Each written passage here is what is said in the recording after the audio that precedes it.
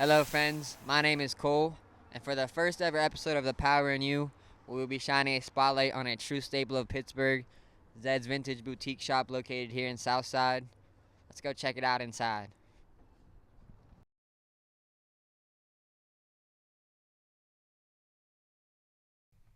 So my goal for this series is to highlight people in our communities that really embody what it means to use your power. Nevertheless, I'm here with Zed, the owner of Zed's, a good friend. Hello. Introduce yourself. Where you from? How old are you? How long you been running the shop? So my name is Zach Edgar. I'm 31 years old. I grew up in Indiana, Pennsylvania, 60 miles northeast of Pittsburgh, but I've been living in Pittsburgh for the last 8 years. I think that covered it. And yeah, Zed's is my shop here in the South Side, and we've been open almost 7 years now in April. Jeez. A quote I've came across recently that motivates me and pushes me to keep creating is that the world is a lesser place if you don't bring forth what is within you. Do you feel you have always had a calling that you wanted to express, or what do you feel has guided you to this point in your life? Yeah, I mean, thinking on that, what brought me back to it was something that my mom always told me. She would always say, like, as long as I can remember, and I never really thought too hard about it, was just to follow your gut feeling.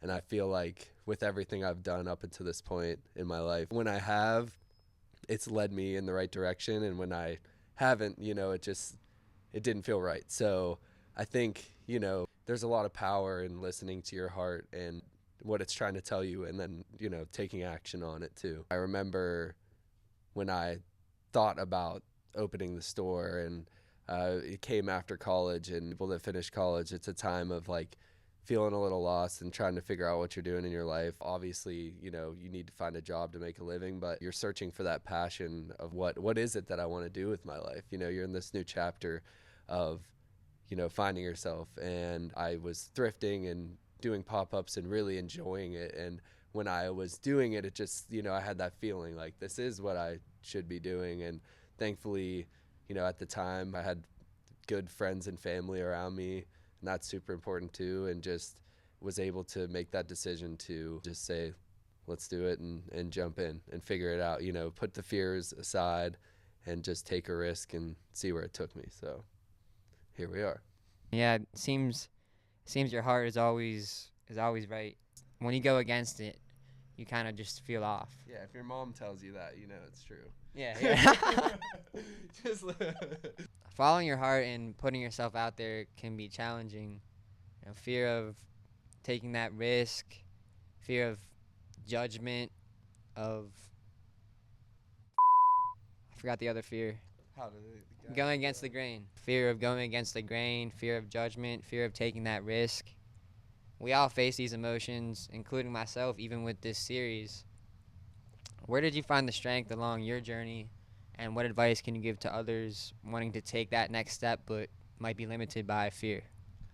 Yeah, I mean, I think that's just like very normal. Even for something like we're friends and this is a very chill interview, but for something as small as this, it's like, "Oh, I'm feeling kind of nervous." Exactly. But you can use that, in a way, you can use it as a positive. And I think daily practice to check in with like what is making you fearful or things that are making you anxious. And the more that you do take those on, you realize like that's where the growth happens. That's where you become a better person. And I think it can make you look at fear differently.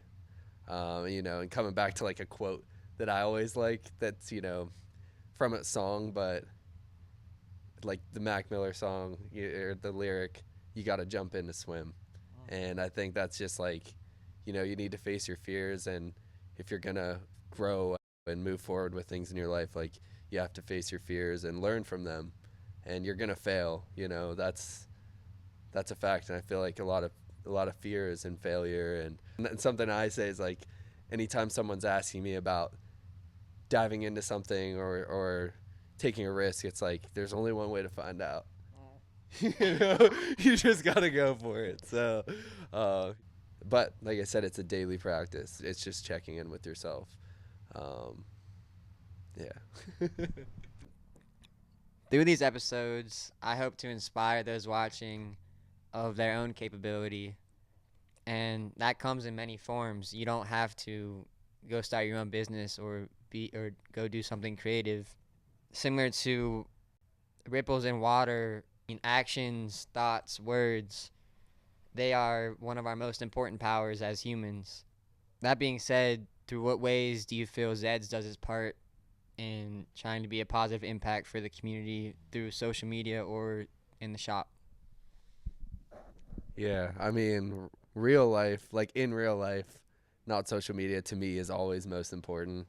There's been times where I found myself so focused on growing the brand and our following on social media, but it always comes back to real life, what's happening here every day.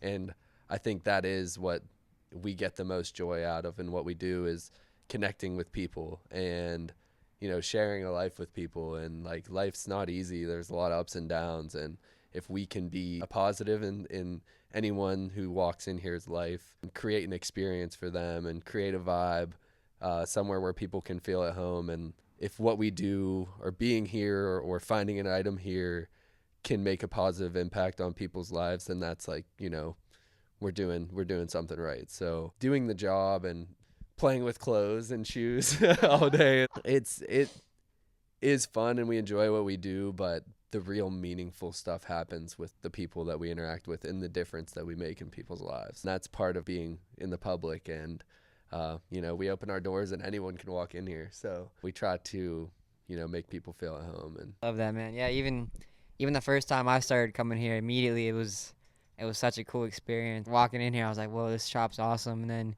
you guys just made me feel right at home, even though I barely knew you.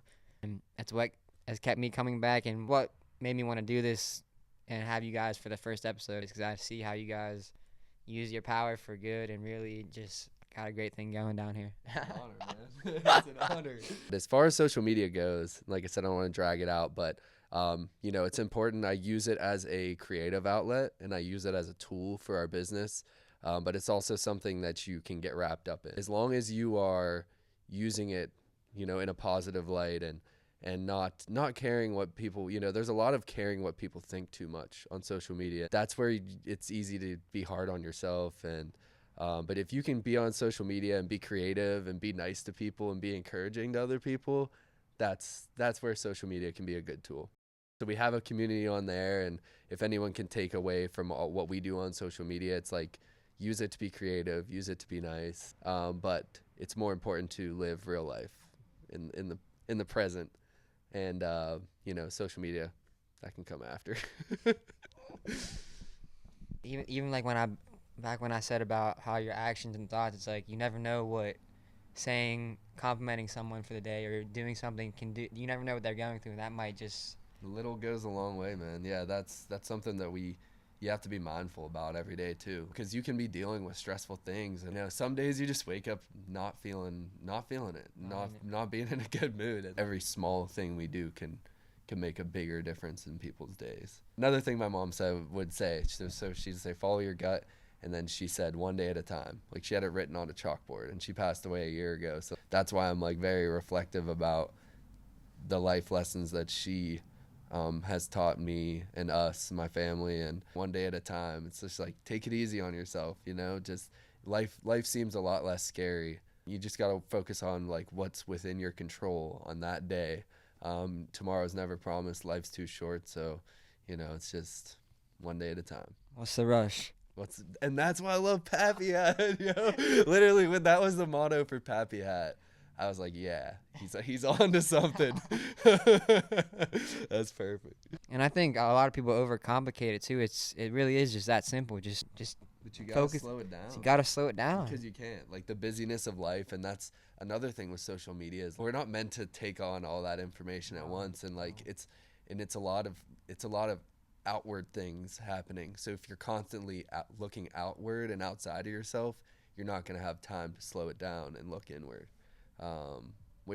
that's important. And even if you set aside 5-10 minutes to do that at the beginning of the day, I always like to at the beginning of the day, because it's like you're fresh. you're on 100% battery life. And then at the end of the day, you can relax too, and think about and reflect on your day and think about what you can do differently. But yeah, it's important to slow it down. Amen. What's the rush? Yeah. Slow it down.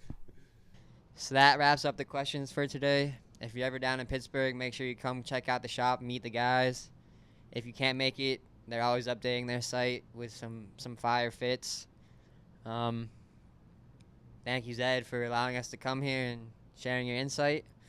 We got a little sticker for you. Of course, like I said, dude, it was my honor. Appreciate you, and the power in you.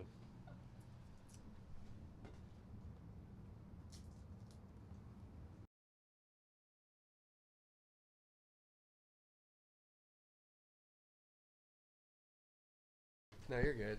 Hey, we open at noon. Did you want to ask the last question? Dude, I don't even know. You kind of answered it. You kind of answered it in that already. Ready? Bring it in a little bit more. Right here. Yep.